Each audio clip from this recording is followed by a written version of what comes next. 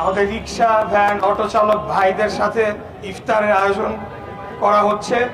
ওনারা মেহনতি মানুষ, শ্রমজীবী মানুষ, খেটে খাওয়া মানুষ, কষ্ট করে তারা রোজগার করে পরিবার চালায়।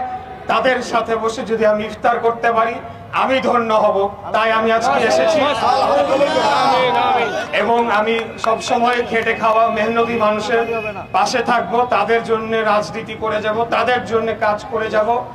আপনারা জানেন যে আমি সম্প্রতি ঢাকা 6 থেকে সংসদ সদস্য নির্বাচিত হয়েছি এবং আমাকে মুক্তিযুদ্ধ বিষয়ক মন্ত্রণালয়ের প্রতিমন্ত্রীও করা হয়েছে। মহান রব্বুল আলামিনের কাছে অশেষ শুকরিয়া জানাই।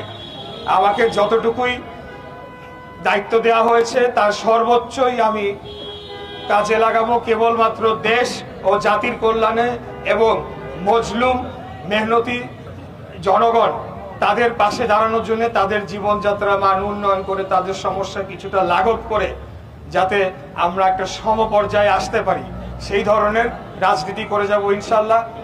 আমাদের প্রাণপ্রিয় নেত্রী দেশনেত্রী বেগম খালেদা জিয়া গত বছরও তিনি আমাদের সাথে ছিলেন, এই রোজায় তিনি আমাদের মাঝে নাই। মহান আল্লাহ তাআলা ওনাকে জান্নাতের সর্বোচ্চ স্থান দান করুন, সেই দোয়া আমরা করি।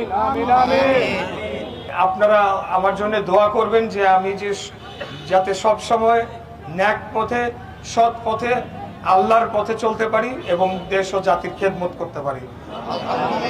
সবাই ভালো থাকবেন। খোদা হাফেজ। বাংলাদেশ জিন্দাবাদ। বাংলাদেশ জাতীয়তাবাদী দল।